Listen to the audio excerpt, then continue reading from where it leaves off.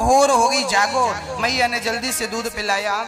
लाला रो रहे हैं, स्तनपान करा दिया माँ ने। तुरंत भगवान को आंचल से लगाकर, जगत को नचाने वाला, जगत को भोजन कराने वाला, जगत को पानी पिलाने वाला, जगत को भोजन पानी देने वाला भगवान आज माँ यशोदा की गोद में बैठकर स्तनपान कर रहा। धन्य है माँ यशोदा। आखिर माँ यशोदा ने ऐसा कौन सा पुण्य किया है जिस पुण्य के बल पर आज वो जगत के पालनहार को अपनी गोद में बिठा के रखी है। कोई तो पुण्य बना होगा ना माँ यशोदा से, क्योंकि बिना पुण्य के परमात्मा मिल जाए ना। बारी मथे घृत होय बरु सिकता ते बरु तेल, बिनु हरि भजन न भव तरहि यह सिद्धांत अपेल। हाँ, परमात्मा को प्राप्त किया जा सकता है, लेकिन भजन के बिना कोई उपाय, भजन ही। यशोदा मैया ने कोई पुण्य किया होगा। जानते हो ये यशोदा मैया कौन है? ये यशोदा पिछले जन्म में धरा नाम की एक रानी थी। इनका नाम था धरा, नंद बाबा का नाम था वसु। ये वसु और धरा दो थे। ये पिछले जन्म में भी पति पत्नी थे, नंद बाबा और यशोदा। ये पिछले जन्म में राजा थे। धरा रानी थी, वसु बहुत बड़े क्षेत्र के राजा थे। एक बार अचानक सूखा पड़ गया। सूखा पड़ा, सारी प्रजा, जीव जंतु, पशु पक्षी त्राही त्राही करने लगे। अन्न अन्न के लिए, एक एक दाने के लिए त्राही त्राही होने लगी। धरा और वसु ने अपना पूरा राज खजाना खोल दिया। अन्न का खजाना, सोना चांदी का खजाना, प्रजा सब लेकर चली गई। अंत में धरा और वसु ने अपने राज्य को बेचकर अपनी प्रजा का पालन किया। जब कुछ भी नहीं बचा, तब वो भगवान का स्मरण, वो पहले से भगवान के भक्त थे, माया मोह में मन था ही नहीं। अब वो जंगल में एक कुटिया बनाते हैं और धरा और वसु रहते हुए सुबह जल्दी उठ करके धरा भगवान का भजन करती है। जल्दी जाग जाती है धरा, और वसु जल्दी से जाग कर दोनों पति पत्नी भगवान का नित्य पूजन करते हैं और बड़े प्रेम से भगवान का भजन करते हैं। एक बात बताऊं, भगवान के दरबार में जाकर के खड़े हो जाना अलग बात है। साल में एक बार भगवान के दर्शन कर लेना अलग बात है। एक बार जाओ बिहारी जी के सामने और जाकर के खूब रो, प्रभु आप मिले नहीं, आप मिले नहीं। एक बार रो देना आम बात है। एक बार भगवान के लिए रोना छोटी बात है, लेकिन रोज निरंतर भगवान के प्रति प्रेम बना रहे और आंसू आंखों से निरंतर बहते रहे।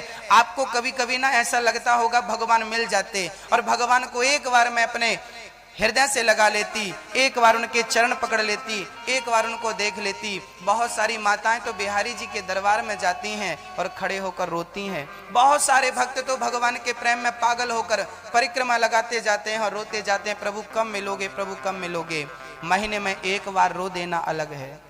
भगवान के प्रति, भगवान से मिलने की एक बार उत्कंठा आ जाए और फिर नॉर्मल हो जाए, वो अलग विषय है। लेकिन भगवान से मिलने की उत्कंठा नित्य बढ़ती जाए, बढ़ती जाए, बढ़ती जाए। आज मैं रोया हूँ बिहारी जी के लिए, तो आज जितने आंसू बहाया हूँ उससे ज्यादा कल, उससे ज्यादा परसों, निरंतर प्रेम बढ़ता जाए। ऐसा बढ़ता हुआ प्रेम परमात्मा को जल्दी प्राप्त करा देता है। लेकिन सच कहें, हम लोगों का प्रेम आज है। अभी बिहारी जी के पास आप लोग हो ना, तो आपकी आंखों में आंसू भी आते हैं। आप कहती भी हो कि बिहारी जी कब मिलोगे, कब जिंदगी सफल करोगे दर्शन देकर, लेकिन कल रोए थे, आज नहीं रोए। कल आंखों में आंसू आए थे, आज नहीं आए, या आज आएंगे तो कल नहीं आएंगे। हम घंटे भर के लिए भावुक हो जाते हैं, घंटे भर के लिए रोने लगते हैं भगवान को पाने के लिए, लेकिन फिर मन यहाँ वहाँ लग जाता है, फिर वो दिमाग से निकल जाते हैं, फिर वो हृदय से निकल जाते हैं, फिर माया मोह के चक्कर में हम पड़ जाते हैं। लेकिन धरा के साथ ऐसा नहीं था। मीरा के साथ ऐसा नहीं था, मीरा नित्य रोती थी। देखो, प्रेम कर लेना आसान है, प्रेम को बनाए रखना और प्रेम को नित्य बढ़ाना ये थोड़ा कठिन है। समझ लेना, नाम कमा लेना आसान है, किसी व्यक्ति का नाम हो गया, नाम कमा लेना आसान है, लेकिन नाम को मार्केट में बनाए रखना बड़ा कठिन है। संपत्ति पा लेना आसान है, संपत्ति को बनाए रखना कठिन है। ऐसे ही परमात्मा से प्रेम हो जाए सरल है, लेकिन वो प्रेम बना रहे और प्रेम बना ही ना रहे, प्रेम बढ़ता रहे, ये थोड़ा कठिन है। और ये कठिन काम हम सबको करना है। करना ऐसा नहीं कि आज बिहारी जी के पास आए, आज बहुत रोए, बिहारी जी नहीं मिले, आप बहुत दिन हो गए, कब से आप, अभी तो खूब प्रेम उमड़ रहा, और घर जाने के बाद फिर याद भी नहीं आए, खा रही है मैया। अरे एक बार भगवान को तो पूछ लो, प्रभु आप खाओगे? ये लड्डू गोपाल जी आप लोग खरीद खरीद के यहां से ले जा रहे हो, जय हो प्रभु। अभी तो बहुत प्रेम उमड़ रहा है, ये ठाकुर जी, ये ठाकुर जी, ये दर्शन, ये जय झूला झूल रहे ठाकुर जी, लेकिन ये प्रेम सदा बना रहे, मैं ये कहना चाह रहा हूं। यही भाव आपका जो आज वृंदावन में बना है, ये भाव नित्य बना रहे, ये प्रेम नित्य बना रहे। इनको खिलाए बिना खाओ मत, इनको पानी पिलाए बिना पियो मत। आप जो भी खाती हो ना, रोटी खाती हो, दाल सब्जी, जो भी आप मैया लोग भैया लोग खाते पीते हो, खाओ, लेकिन पहले खाने के पहले एक बार भगवान का स्मरण कर लो। हे बांके बिहारी जी, मैं आपके श्री चरणों में आ गई, भाव से आ गई, ये लो आप प्रसाद पालो, आप खा लो। ये भगवान को खिलाया, समर्पित किया, फिर खा लिया, भगवान को पिलाया पानी, फिर पी लिया, भगवान को पिलाया दूध, फिर पी लिया।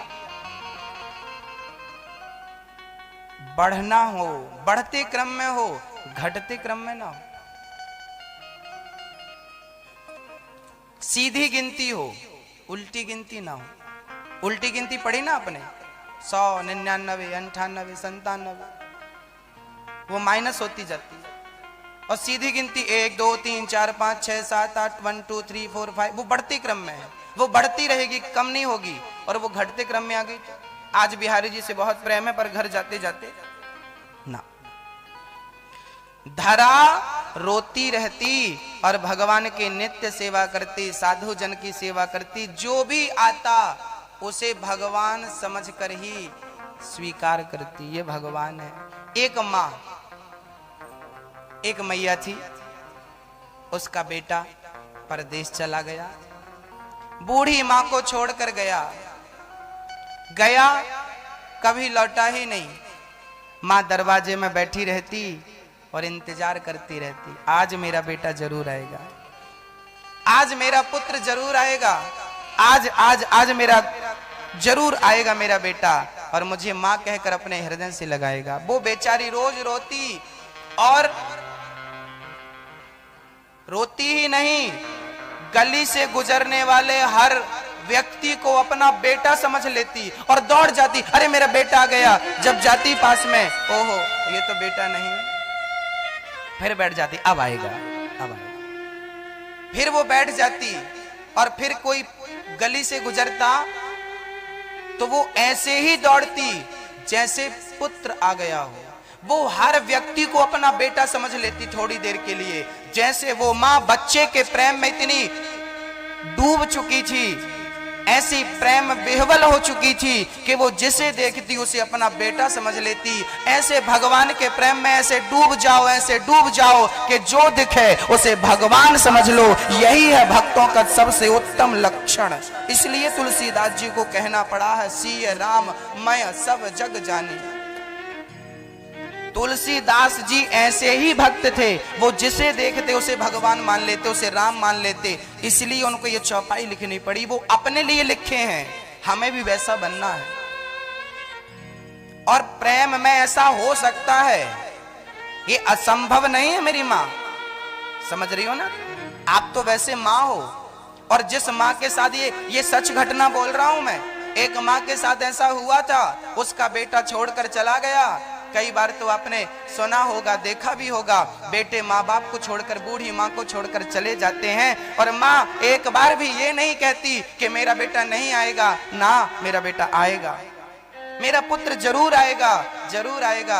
लोग पूछते हैं अभी तक नहीं आया, कोई बात नहीं आ जाएगा, कोई बात नहीं आ जाएगा। अरे जवानी निकल गई, बुढ़ापा निकल गया, मरने का दिन नजदीक है, आज भी कह रही है कि आज भी आएगा। इसका नाम है विश्वास। जैसे माँ अपने पुत्र पर विश्वास करती है, ऐसे भक्त को भगवान पर विश्वास करना चाहिए कि मेरा कृष्ण जरूर आएगा, मेरा भगवान जरूर आएगा। और सबरी ने ऐसा ही विश्वास किया तो भगवान आए, आए, आए, हाँ सबरी आए।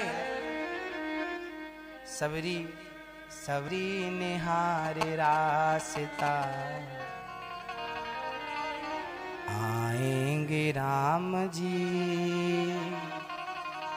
सबरी निहारे रास्ता, आएंगे राम जी।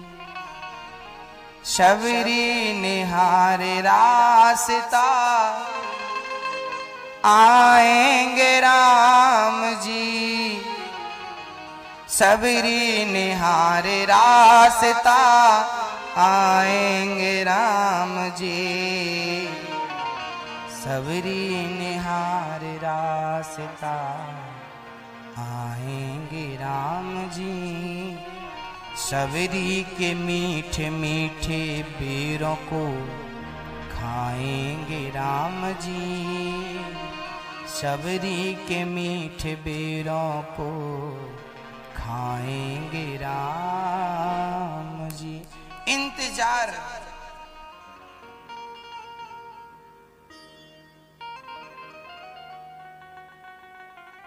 इंतजार करना चाहिए।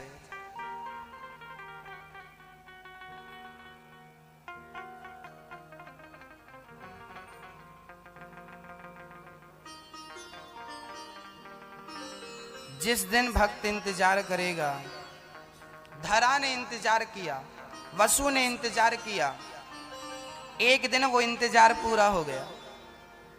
जानते हो जंगल में अकेली धरा और अकेले वसुदेव को किसके दर्शन हो गए?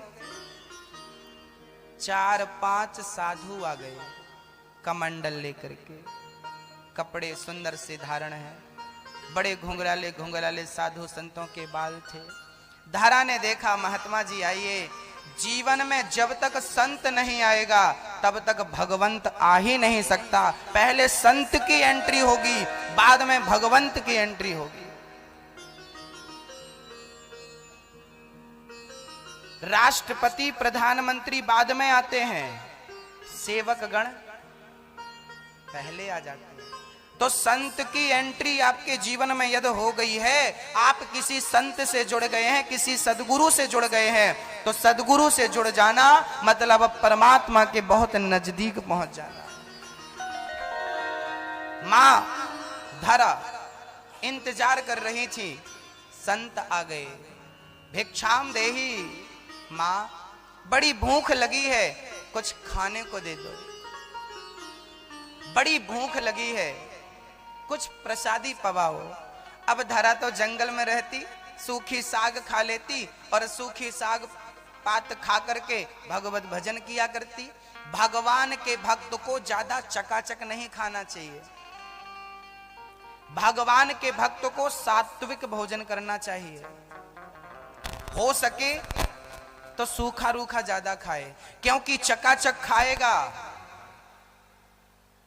वासना घेरेगी, भोग भोगने की इच्छाएं बढ़ेंगी और फिर मन भोगों की ओर जाएगा। दाना दुनका जे खाएं उन्हें सतावे काम, हलवा पूड़ी जो खावे उनके मालिक राम।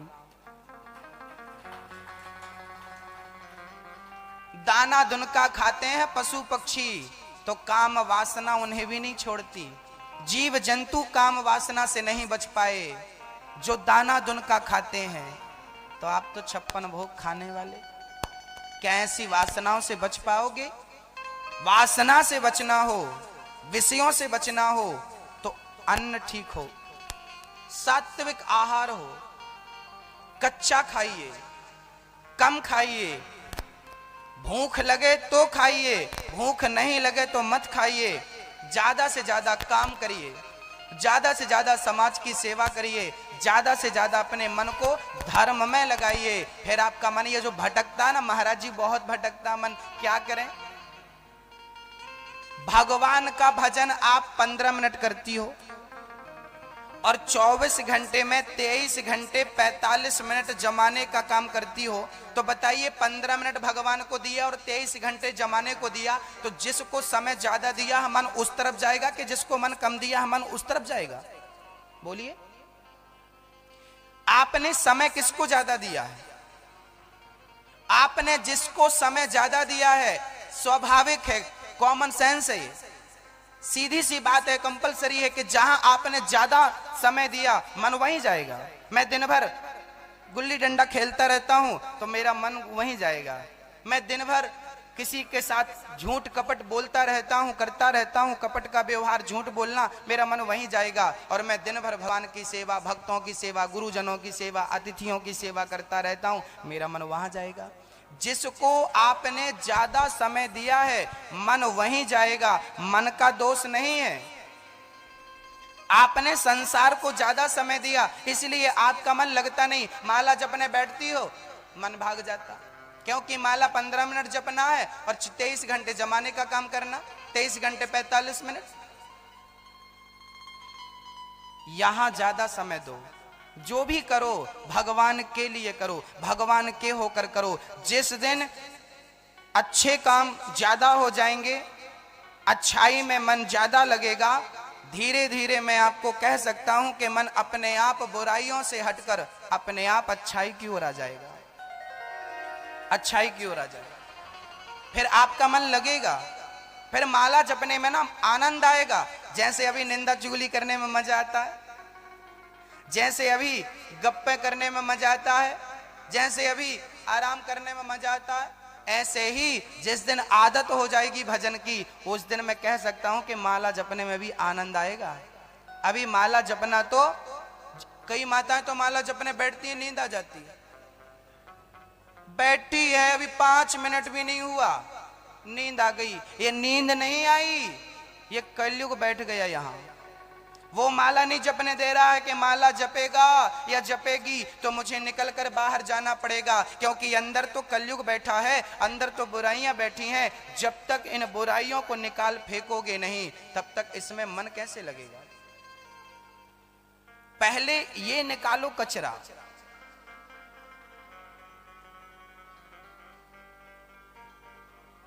निकालो। आप अपने घर को झाड़ू लगा के रोज साफ करते हो कि नहीं? पर कभी अपने अंतःकरण में झाड़ू लगाई? इसलिए तो संत जी कहते हैं, हो तुमने आंगन नहीं बुहारा, हो चंचल मन को नहीं सुधारा। बुहारा मतलब झाड़ू। तुमने आंगन नहीं बुहारा, चंचल मन को नहीं सुधारा, कैसे आएंगे भगवान, कैसे आएंगे भगवान, कैसे आएंगे भगवान, कैसे आएंगे भगवान। तुमने आंगन नहीं बुहारा, तुमने आंगन नहीं बुहारा, चंचल मन को नहीं सवारा, चंचल मन को नहीं सवारा, कैसे आएंगे भगवान, कैसे आएंगे भगवान, कैसे आएंगे भगवान, कैसे आएंगे भगवान, कैसे आएंगे भगवान, कैसे आएंगे भगवान। मन को जब तक साफ नहीं किया कैसे आएंगे भगवान? आएंगे, कोई बुलाने वाला हो। धरा और वसु बड़े प्रेम से भजन करते। एक दिन महात्मा जी आ गए, महात्मा जी को भोजन करना था। धरा कैसे भोजन कराती? घर में तो कुछ था ही नहीं, बाजू में बाजार थी, गांव में एक बाजार लगती थी। धरा तुरंत अपने जंगल से, कुटिया से निकल करके गांव की ओर चली। 1 घंटे वो पैदल चली। चलते चलते एक गांव मिला। गांव में एक सेठ जी के घर पहुंच गई। सेठ जी, हमारे घर महात्मा आए हैं, आप हमें भोजन प्रसादी की व्यवस्था दे दो, हम आपके एक एक पैसे को जल्दी से चुका देंगे। सेठ जी बोले, क्या चाहिए? थोड़ी सी सब्जी के लिए पैसे दे दो, थोड़ा सा आप आटा दे दो, थोड़ा सा मसाला दे दो, थोड़ा तेल दे दो, घी दे दो, ये सब दे दो आप। सेठ जी ने दे दिया, बिल बनाया, बिल दे दिया, ये पैसे दो। धरा बोली, पैसे तो मैं नहीं लाई हूं। सेठ जी बोले, पागल हो गई है, बिना पैसे के कैसे मिलेगा? धरा बोली, भैया मैं आपका एक एक पैसा चुका दूंगी, जंगल की सूखी लकड़ी बेच बेच के मैं आपका सारा पैसा बहुत जल्दी चुका दूंगी। मेरे घर में साधु जी आए हैं, ये अनाज मुझे दे दो, मैं भोजन बना के उन्हें भोजन पवाऊंगी, जल्दी से दे दीजिए। लो। सेठ जी बोले, मैं उधार नहीं देता, आपको लेना हो तो अभी पैसे जमा करने होंगे। धारा बोली, पैसे नहीं है, मैं क्या दे सकती हूं, मैं कैसे संतों की सेवा करूं? वहीं बैठी रोने लगी। अब तो संत भूखे जाएंगे मेरे घर से, अब तो मैं संत सेवा नहीं कर पाऊंगी, संत मुझे श्राप दे देंगे और संत मेरी सेवा को स्वीकार कभी नहीं करेंगे, मैं तो लुट गई, मैं तो बर्बाद हो गई। वहीं बैठकर रोने लगी। तब सेठ जी जो थे वो चरित्र से जरा अच्छे नहीं थे। सेठ जी की नजर धरा पर जब पड़ी, धरा बहुत सुंदर थी। सेठ जी ने कहा, यहां आओ, तुम अभी कीमत चुका सकती हो इस अनाज की। धरा बोली, मेरे पास तो कुछ है ही नहीं, मैं आपको क्या दे सकती हूं? साहूकार बोले, सेठ जी बोले, धरा के स्तनों की ओर इशारा किया और कहा कि मुझे तेरे ये स्तन चाहिए, तेरा समय चाहिए। धरा उसकी पूरी बात समझ ना पाई, क्योंकि धरा वैसी नहीं थी जैसे वो था। धरा ने तुरंत कहा कि मेरे स्तनों को यदि मैं दे दूंगी तो आप मुझे साधु संत की सेवा के लिए ये दे दोगे? हाँ हाँ, ले जाना, और ले जाना, ये भी ले जा, ये भी ले जा, ये भी ले जा, ये सब ले जा, बस मुझे ये चाहिए। धरा बोली, तो ठीक है। सेठ बड़ा खुश हुआ। धरा ने देखा उसकी तराजू पर चाकू पड़ी थी। धरा ने कहा कि यदि स्तन देने के बदले यदि साधु सेवा होती है तो फिर भी बहुत सस्ता सौदा है। तुरंत धरा ने चाकू निकाली और अपने दोनों स्तनों को काट करके उसकी तराजू में रख दी और कहा कि तुझे मेरे स्तनों से प्रेम है, ये स्तन तू रख। उठाया झोला और धरा वैसी ही खून से लथपथ चल पड़ी। चलती हुई धरा जब अपनी कुटिया में पहुंची, उसी हालत में भोजन प्रसादी बनाकर तैयार किया। तब तक संत जी स्नान करके नदी से वापस आए, भोजन परोसा। धरा ने, संत जी ने देखा, धरा आपका पूरा शरीर लहूलुहान है, ये खून कहां से आया, कहां से आपको ये चोट लग गई? धरा ने कहा, आप भोजन करिए, फिर मैं आपको सब बताती हूँ। संत बोले, मैं भोजन नहीं करूंगा, पहले आप बताओ कि आपको चोट कैसे लगी, आप इतने दुखी क्यों हैं? महात्मा जी, मैं दुखी नहीं हूं, ये खून गिर रहा है, ब्लड गिर रहा है, वो अलग विषय है, पर मैं बहुत खुश हूं क्योंकि आज मैं संत सेवा कर पाई। महात्मा जी बोले, देवी बतलाओ क्या हुआ? तब धरा ने पूरी घटना बतला दी कि मैंने संत सेवा के लिए अपने स्तनों का दान कर दिया है। भगवान तुरंत उन संतों के मध्य में प्रकट हो गए। कृष्ण भगवान शंख चक्र गदा पद्म लेकर और धरा चरणों में गिर पड़ी। प्रभु आप? भगवान बोले, धरा हम आपकी परीक्षा लेने आए थे, आपके धैर्य की। आप क्या कर सकती हो हमारे लिए? आपने वो कर दिखाया, आज तक किसी ने नहीं किया। संत सेवा के लिए स्तनों का दान किया। माँ, अगले जन्म में मैं आपका पुत्र बनकर आऊंगा और स्तनपान करूंगा आपकी गोद में बैठकर। मैं ऋणी हो गया आपका, अब ये ऋण मैं तब चुका पाऊंगा जब मैं आपके आंचल में आपका दूध पीऊंगा, आपके गोद में बैठ करके आपका स्तनपान करूंगा, तब मैं इस ऋण से मुक्त हो पाऊंगा, क्योंकि मैं आपका ऋणी हो गया। वही धरा यशोदा है, वही वसु नंद बाबा। इसलिए आज भगवान श्री कृष्ण को अपने गोद में बिठा करके जो लाड़ प्यार यशोदा ने किया है, जो सुख यशोदा ने पाया है, सच कहें तो ये सुख कौशल्या जी ने भी नहीं पाया। ये सौभाग्य कौशल्या को भी नहीं मिला जो सौभाग्य मां यशोदा को मिला। बड़े बड़े साधु संत तो यह भी कहते हैं कि ये जो देवकी है ना, देवकी के गर्भ से भगवान ने जन्म तो लिया पर दूध नहीं पिया। क्यों प्रभु, देवकी का दूध क्यों नहीं पिया आपने? तब कहा ये देवकी और कोई नहीं, ये देवकी पिछले जन्म की कैकई मां है। अच्छा, कहा जाता है कि जब राम जी चित्रकूट में रह रहे थे उस समय भरत जी मिलने आए थे और भरत जी के साथ कैकई मां भी आई थी। तो प्रथम राम भेंटी कैकई, राम जी ने पहली भेंट कैकई मां से करी है ताकि कैकई मां को यह ना लगे कि मेरे कारण राम को इतना कष्ट है। राम ने हृदय से लगाया कैकई मां को। कैकई मां ने बोला राम जी से, प्रभु आप हमसे नाराज हैं, आप हमसे गुस्सा है, मत होइए नाराज। माँ, राम जी चरणों में गिर पड़े। माँ, एक पुत्र अपनी माँ से नाराज कैसे हो सकता? मैं नाराज नहीं हूँ, आपने जो किया है मेरे अच्छे के लिए किया है, आप गिलानी मत करिए माँ। पर कैकई माँ मानने को तैयार नहीं। कैकई माँ बोली, राम यदि आपने सचमुच मुझे क्षमा कर दिया है तो मुझे एक वचन दो। राम जी बोले ठीक है, आप जो मांगोगी माँ मैं आपको दूंगा। तब कैकई मां ने चित्रकूट में मांगा है कि हे राम, यदि आपने मुझे सचमुच क्षमा कर दिया है तो आप मेरे गर्भ से जन्म लेकर के और मुझे क्षमा कर दो। मेरे गर्भ से एक बार आप जन्म लोगे मैं धन्य धन्य हो जाऊंगी। राम जी चक्कर में पड़ गए क्योंकि अगली प्लानिंग हो चुकी थी। तब राम जी ने फिर बोला कि माँ, मैं आपके गर्भ से जन्म तो ले लूंगा लेकिन आपका दूध नहीं पीऊंगा, क्योंकि दूध तो मैंने कहीं और बोल रखा है ना, कहीं और मेरी व्यवस्था है।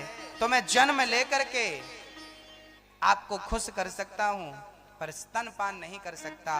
वही भगवान देवकी के गर्भ से जन्म लेते हैं और जन्म लेते ही पहुंचते हैं और माँ यशोदा का दूध पीते हैं। बोलिए भक्तवत्सल भगवान की जय हो।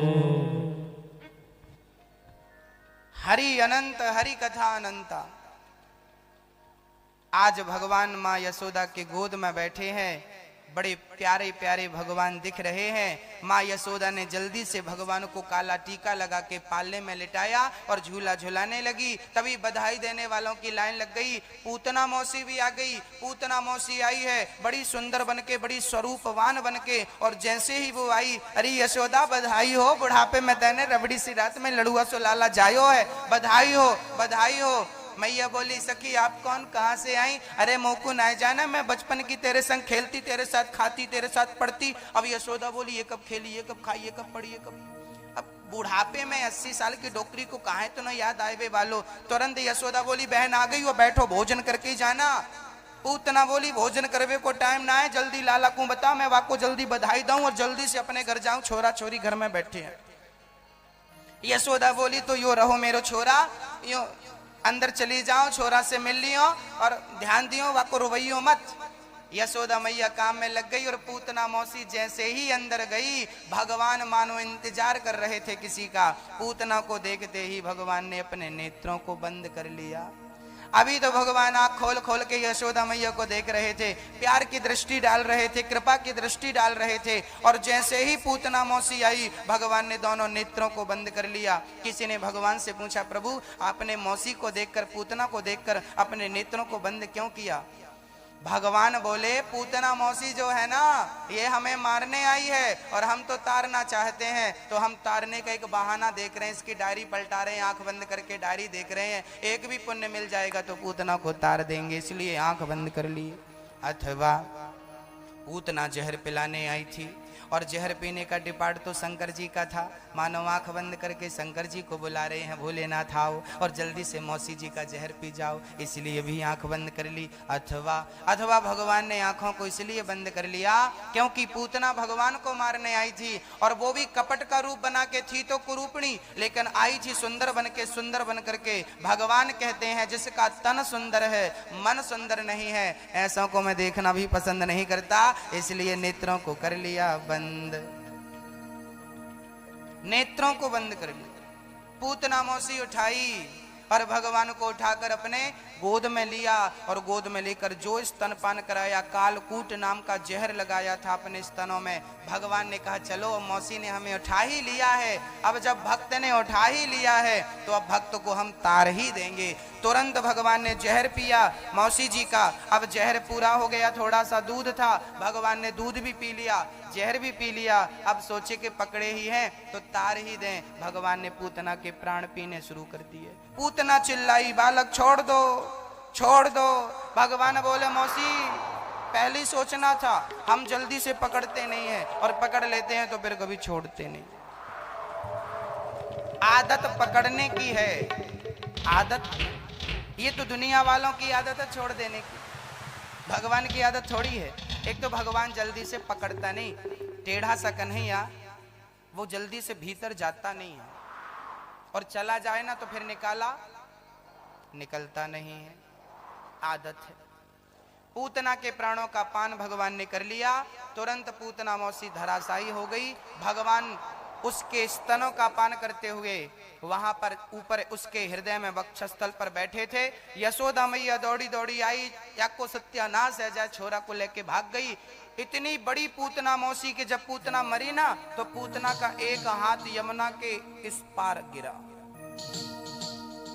ब्रजवासियों ने नसेनी लगा करके लाला को उतारा, मैया ने गाय के पूंछ से लाला की नजर उतारी। और नंद बाबा जब मथुरा से गए तो रास्ते में वसुदेव जी मिले थे, उन्होंने कहा था जल्दी जाइए। बड़े तेजी से हनुमान चालीसा का पाठ करते हुए श्री नंद बाबा गए। पूतना के हाथ को ही पुल समझ लिया, पार हो गए। बाद में पता चला मौसी जी मर गईं, और जब मौसी जी मरी नंद बाबा ने चिताएं बनाई, और चिताओं में जो रख कर आग लगाई, पूतना के शरीर से सुगंध निकल पड़ी। क्यों? क्योंकि ये पूतना पिछले जन्म में, आपको पता है ये पूतना कौन थी? ये पिछले जन्म में राजा बलि की बेटी रत्नमाला थी। जब वामन भगवान गए राजा बलि के दरवाजे में, तो रत्नमाला ने देखा ऐसा बेटा मेरा होता तो दूध पिलाती। भगवान बोले तथास्तु। जैसे ही भगवान ने 3 पग भूमि में सब नाप लिया, बोली ऐसा बेटा कपटी मेरा होता तो जहर पिला के मार डालती। भगवान बोले तथास्तु। वही पूतना दूध भी पिला रही है, जहर भी पिला रही है। एक समय में दोनों वरदान भगवान ने पूरे किए, पूतना को मार गिराया। अहो वकीयम स्तन कालकूटम जिघांसयापा ययदाप्यसाध्वी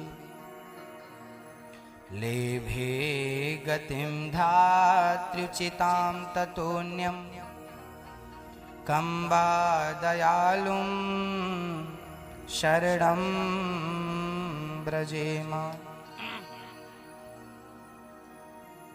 अहो वकीयं स्तनकालकूटम। बड़े आश्चर्य की बात है, भगवान की दया तो देखो, न जाने कौन से गुण पर दयानिधि रीझ जाते हैं। भाई भगवान का स्वभाव ऐसा है कि पूतना मारने आई और भगवान ने उन्हें तार दिया। देखो तो यदि भगवान पूतना मारने वाली पूतना को तार देते हैं, जहर पिलाने वाली पूतना को तार देते हैं, तो हमें तो तार ही देंगे। इस विश्वास से भजन करें, है ना। कौन कौन तरना चाहता है? तो तरने के लिए क्या करना पड़ेगा पता है? ओ कृष्ण कहने से तर जाएगा,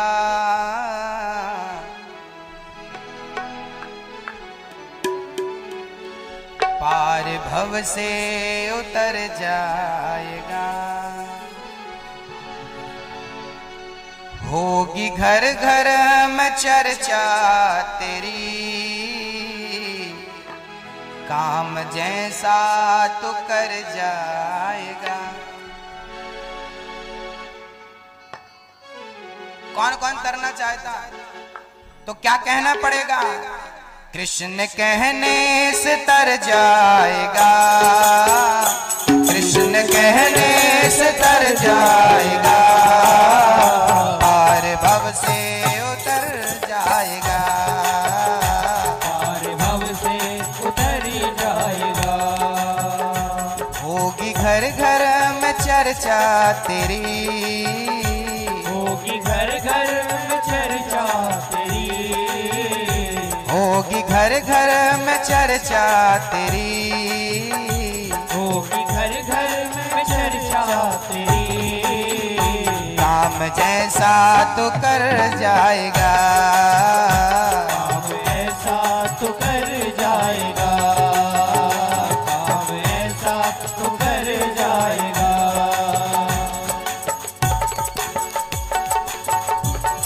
हरि बोल राधे।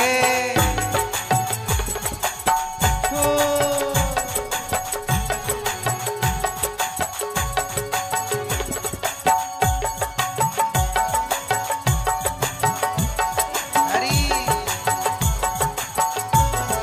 राधे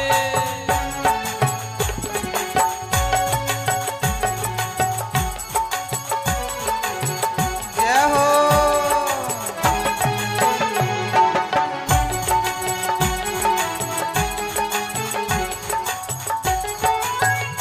बड़ी मुश्किल से नर्तन मिला, क्या पता फिर किधर जाएगा, बड़ी मुश्किल से नर्तन मिला, क्या पता फिर किधर जाएगा, बड़ी मुश्किल से ओ बड़ी मुश्किल से नर्तन मिला, बड़ी मुश्किल से नर्तन मिला, क्या पता फिर किधर जाएगा, क्या पता फिर किधर जाएगा, कृष्ण कहने से तर जाएगा, कृष्ण कहने से तर जाएगा, कृष्ण कहने से तर जाएगा, कृष्ण कहने से तर जाएगा, पार भव से उतर जाएगा, प्यार हमसे उतर जाएगा, पार भव से उतर जाएगा, पार हमसे उतर जाएगा, हमसे उतर जाएगा।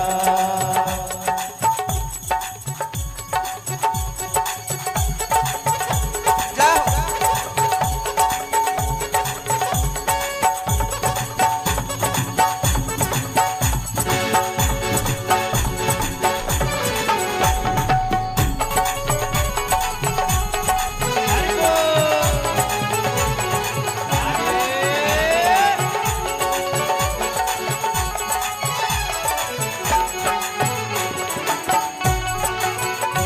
सब कहेंगे कहानी तेरी, काम जैसा तो कर जाएगा, सब कहेंगे कहानी तेरी, काम ऐसा तू कर जाएगा, सब कहेंगे कहानी तेरी, काम जैसा तो कर जाएगा, सब कहेंगे कहानी तेरी, काम ऐसा तू कर जाएगा, सब कहेंगे कहानी तेरी, सब कहेंगे कहानी तेरी, काम जैसा तो कर जाएगा, काम ऐसा तू कर जाएगा, सब कहेंगे कहानी तेरी, काम काम जैसा तो कर जाएगा।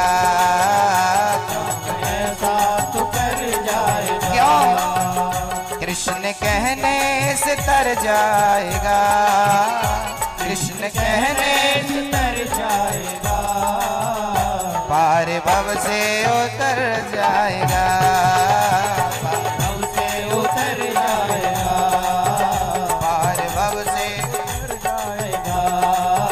पार भव से उतर जाएगा। पार भव से उतर जाएगा। पार भव से उतर जाएगा। पार भव से उतर जाएगा, पार भव से उतर जाएगा, पार भव से उतर जाएगा, पार भव से उतर जाएगा।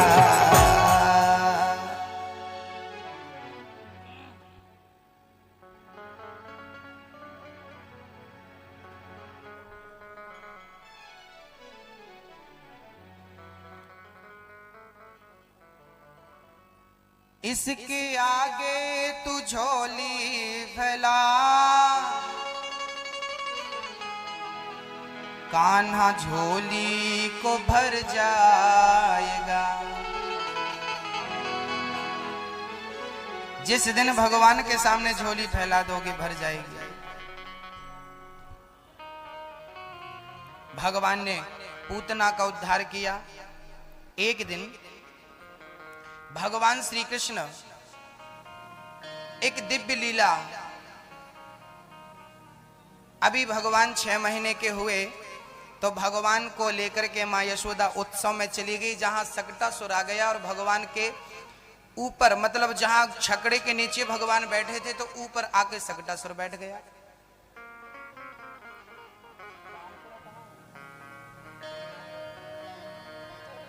भैया जैसे ही शकटासुर आकर बैठा, भगवान ने शकटासुर को देखा, नींद खुली तो रोने लगे भगवान, पर कोई आया ही नहीं। भगवान श्री कृष्ण नीचे छकड़े के नीचे रो रहे थे। माँ यशोदा सखियों के संग नृत्य कर रही थी, बधाइयां लूट और लुटा रही थी। उसी समय भगवान की जब निद्रा टूटी, देखा भगवान ने शकटासुर सर पर बैठा है, अपने चरणों का जो प्रहार किया, ऊपर गए शकटासुर को भगवान ने देखा, गाड़ी सहित ऊपर भेजा, गाड़ी हवा में गोल गोल घूमी, जमीन में गिर पड़ी और शकटासुर का तो गोविंदाय नमो नमः। इतनी कम उम्र में भगवान ने शकटासुर को मार दिया। एक दिन भगवान जब मैया ने देखा कि गाड़ी टूट के नीचे गिर गई, दौड़ी दौड़ी आई, का है गो सखी, का है गो? ब्रजवासी बोले कछु ना है गो, यानी लात मारी, गाड़ी ऊपर गई। मैया बोली लाला झूठ मत बोलो, हमारे छोरा में इतनी ताकत कहां से आवेगी कि वाकई लात से गाड़ी इतने ऊपर चली जाएगी? मैया तो को विश्वास होए ना होए, पर याने दारी के ने लाती मारी है, या के लात से ही गाड़ी ऊपर चली गई। लो भैया, मैया जल्दी से लेके गई। कुछ दिनों के बाद कंस ने तृणावर्त को भेजा।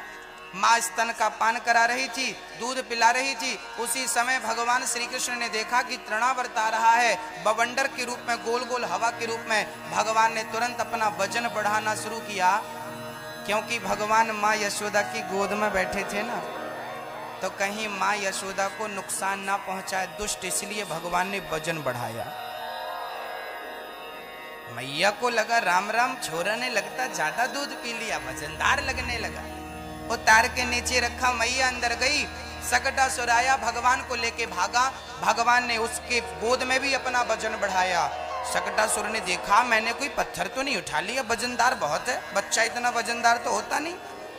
ध्यान से देखा, भगवान बोले मूर्ख, सारी दुनिया कृष्ण में, पत्थर में कृष्ण का दर्शन करती है और तू कृष्ण में पत्थर देख रहा है? आज पत्थर से पटक कर मारेंगे।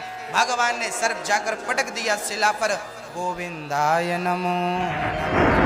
तृणावर्त का उद्धार हुआ।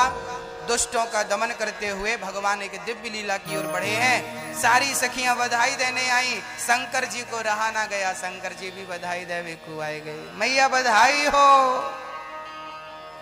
रबड़ी सी रात में लड़ुआ से लाला ने जन्म लियो है, मैया बधाई हो। शंकर जी भभूति रमाए, सांप त्रिशूल आदि आदि सर्पों की माला और बड़ा सुंदर श्रृंगार भोलेनाथ का।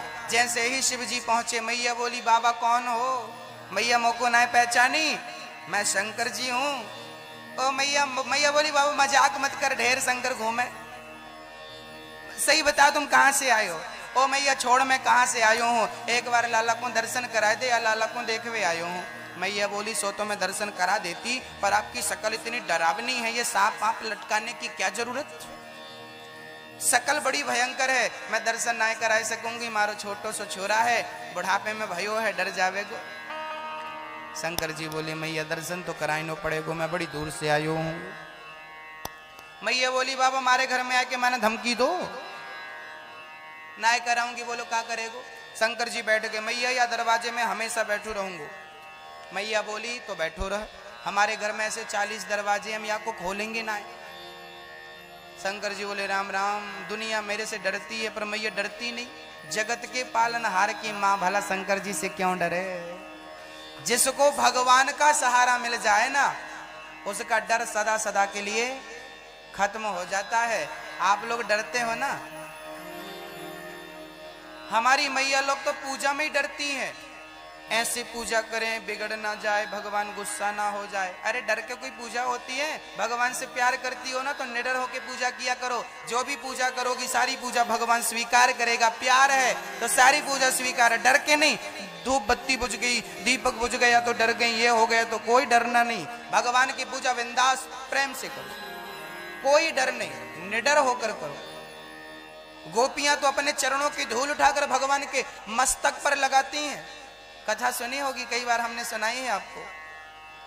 भगवान के मस्तक पर जब दर्द हुआ था, बड़े बड़े साधु संतों ने अपने चरणों की धूल नहीं दी थी, तब गोपियों ने, वृंदावन की गोपियों ने अपने चरणों की धूल दी नारद जी को, और जब मस्तक पर भगवान ने लगाई तो उनका दर्द ठीक हो गया। भक्तों, गोपियां अपने चरणों की धूल भगवान को लगाती हैं। नारद जी ने बोला कि आपको नरक जाना पड़ेगा, आपने अपने चरणों की धूल भगवान को दे दी। गोपियां बोली नरक क्या, 1000 जन्म तक नरक में रहना पड़े तो रह लूंगी, पर भगवान को रत्ती भर कष्ट हो जाए ये बर्दाश्त नहीं करूंगी। ऐसा प्रेम था गोपियों का। कितना अंतर है गोपियों में और हम लोगों में। हम लोग डरते हैं, ऐसी भगवान कितने छोटे हों, भगवान कितने बड़े हों, भगवान ऐसे हों, भगवान वैसे हों। अरे जैसे हैं ठीक है। मंदिर में किस तरह मुंह करके भगवान को बिठाना चाहिए, कोई बात नहीं, किसी भी तरह मुंह करके बिठा दो। कितने बड़े भगवान होना चाहिए, शास्त्र कहते हैं 10 उंगल से बड़े नहीं होना चाहिए, फिर भी है तो कोई बुराई भी नहीं है, ठीक है भाई। भगवान किस दिशा में मुंह किए हैं, भगवान को कहां पर आपने बिठाया है, कोई चीज महत्व नहीं रखती। किस श्रद्धा और किस प्रेम से पूजा करती हो ये महत्व रखती है। श्रद्धा प्रबल होनी चाहिए, विश्वास प्रबल होना चाहिए। भगवान की दिशाओं को, सारी दिशाएं ठीक है, आपका प्रेम ठीक होना चाहिए तो सब ठीक है। प्रेम ही नहीं है तो फिर रखे रहो सही दिशा में। भगवान सही दिशा में भी रखे हैं, सही भोग भी लगा रहे हो, सही पूजा भी कर रहे हो, पर प्रेम ही नहीं है तो आपका पति आपको मंगल, आपको बड़ी, आपका पति आपको बढ़िया रानी हार दे रहा है, रेशमी साड़ी 10,000 की दे रहा है, बढ़िया आलीशान बंगला दे रहा, सब दे रहा है, लेकिन आपसे प्रेम नहीं करता तो बताओ सब कुछ देना सफल है कि व्यर्थ है? आपका पति आपको सब कुछ देता है लेकिन आपको समय नहीं देता, आपको प्रेम नहीं करता। बड़ा हार बना के देता है 10 तोले का, 20 तोले का, नहीं देता। बड़ी बढ़िया साड़ी देता है, बड़ा बढ़िया शॉपिंग कराता है आपका पति, सब कुछ देता है, लेकिन प्रेम नहीं करता, प्रेम किसी और से करता है। बताइए आपको फिर उसकी सारी चीज स्वीकार है? बोलो, सब कुछ आपको दे, बस प्रेम पड़ोसन से करे, स्वीकार है? बोलो हाँ या ना? नहीं ना। ऐसे ही आप सब कुछ भगवान को देती हो, ये रबड़ी, ये रसगुल्ला, ये सोना चांदी सब भगवान को दे दिया, लेकिन प्रेम दुनिया वालों से करती हो। ये बेटा मेरा, महाराज जी ये बेटा ये मेरा है, ये मेरा, प्रेम बेटे से है, प्रेम पत्नी से है, प्रेम पति से है, प्रेम परिवार से है। भैया बात तो ऐसी हो गई कि बाकी सब भगवान को दी और प्रेम इनसे कर लिया। अरे जिसको सब दिया उसी से प्रेम भी करो ना। ये इसका अर्थ ये नहीं है कि पत्नी से प्रेम मत करो, बच्चों से प्रेम मत करो। बच्चों से प्रेम करो, पत्नी और पति से प्रेम करो। जितना प्रेम अपने बच्चों से करते हो उतना ही प्रेम भगवान से भी होना चाहिए। आपके घर का सदस्य होना चाहिए भगवान। हमारे घर में 2 लोग हैं, 3 लोग हैं, 4 लोग हैं, 5 भी कन्हैया। सदस्य बात नहीं ले जाओ, लेकिन सदस्य आधार कार्ड बनवा देना इनका भी, समग्र आईडी में इनको भी शामिल करा देना। समग्र आईडी में ये भी होने चाहिए। ये सदस्य हैं हमारे घर के। ये हमारे कौन है रिश्ते में? कौन है हमारे? मैया आप बताओ, ये भगवान जी आपके रिश्ते में क्या लगते हैं? बोलो मैया, बोलो। हाँ नहीं पता क्या लगते हैं? सबके अलग अलग है। यशोदा ने कन्हैया को बेटा माना था, नंद बाबा ने कन्हैया को बेटा माना था, जबकि गोपियों ने अपना पति माना था, जबकि ब्रजवासियों ने अपना सखा, अपना मित्र माना था, जबकि कंस ने अपना दुश्मन माना था। रिश्ते तो सब हैं। किसी ने बेटा बनाया। अरे द्रौपदी ने क्या बना लिया? ना द्रौपदी ने पति बनाया, ना द्रौपदी ने पुत्र बनाया। द्रौपदी ने तो मैं जितना प्यार अपनी माँ को करता हूं उतना ही प्यार अपनी बहन को भी करता हूं। जितना प्यार अपनी बहन को करता हूं उतना ही प्यार अपने भाई को भी करता हूं। उतना ही प्यार अपने बच्चों को भी करता हूं, उतना ही परिवार घर के हर सदस्य से करता हूं। ऐसे ही भगवान से एक रिश्ता बना लो। कोई भी रिश्ता हो, यशोदा ने बेटा बनाया, द्रौपदी ने भाई बनाया, गोपियों ने पति बनाया, मित्रों ने सखा बनाया। जो बनाना हो बनाओ। त्वमेव माता च पिता त्वमेव बंधु च सखा त्वमेव विद्या द्रविणम त्वमेव सर्वम। सर्व मतलब सब कुछ, सब आप ही हो। तो भगवान को केवल ये मत कहो कि आप सब कुछ हो, उसे मानो भी, उसे निभाओ। जो रिश्ता बनाया उसे निभाओ। पति पत्नी का रिश्ता बन गया है, उसे निभाओ। ये नहीं कि बना लिया बस, न पत्नी पति से बात कर रही है, न पति पत्नी से बात कर रहे हैं। अब ये रिश्ता बन तो गया पर निभाना नहीं आ रहा। दोनों एक्सीडेंट हो रहा, दोनों का, दोनों झगड़ा कर रहे हैं आपस में, दोनों परेशान है, दोनों का माँ। एक पति पत्नी झगड़ा कर रहे थे, हमने कहा क्या कर रहे हो? बोले महाराज जी झगड़ा करने से प्यार बढ़ता है। दूसरे दिन दोनों हॉस्पिटल में। लो इतना प्यार बढ़ा लिया। इतना भी मत बढ़ा लेना कि हॉस्पिटल पहुंच जाओ। तो जितना प्यार घर के सदस्यों से है उतना ही प्यार भगवान से हो। भगवान को क्या बना लो? अपना घर का एक सदस्य। अब आप क्या बनाना चाहती हो? भाई बनाना चाहती हो तो भाई बना लो। कृष्णम वंदे जगत गुरु। गीता में लिखा है कि भगवान गुरु भी हैं। गुरु बनाना है गुरु बना लो, भाई बनाना है भाई बना लो, पुत्र बनाना है पुत्र बना लो, पति बनाना है पति बना लो। पति बना सकती हो? महाराज जी हमारी तो शादी हो गई, अब कैसे बनाए? कोई बात नहीं, दूसरा सही। और वैसे भी लिखा है आपके पति यही है, ये लिखा है, मैं नहीं कहती। आप लोग कहती हो तुम में हो एक अगोचर, सबके प्राण पति। सबके प्राणों का पति ऑलरेडी वो है, बनाना नहीं है। ऑलरेडी वो पति है। अब आपको मानना है ये मेरा पति है, ये मेरा पुत्र है, ये मेरा भाई है। कुछ नहीं बनाओ तो दुश्मन बना लो। कंस ने दुश्मन बनाया, बहुत सारे लोगों ने दुश्मन भी बनाया। कई लोग तो भगवान से झगड़ा करते हैं, लड़ाई करते हैं, दुश्मन मानते हैं। लो भाई ठीक है, तुम जिस रूप में भजोगे भगवान उस रूप में तुम्हें दर्शन देकर कल्याण करेंगे। अरे कल्याण द्रौपदी का भी हुआ, कल्याण यशोदा का भी हुआ, और कल्याण तो कंस का भी हो गया। रावण के कितने भाई थे? रावण के 3 भाई, रावण, कुंभकर्ण और विभीषण, तीनों का उद्धार राम जी ने किया कि नहीं? रावण का भी उद्धार कर दिया। जो राम के हाथों से मरेगा उसकी अधोगति कैसे हो सकती है? उसकी सदगति हो गई। कुंभकर्ण का उद्धार कर दिया और विभीषण को तो चकाचक दे ही दिया। आज भी अभी लंका के राजा विभीषण जी हैं, अभी भी हैं। हाँ, जिस भाव को भाव अनख आलसहूं, नाम जपत मंगल दिसि दसहूं।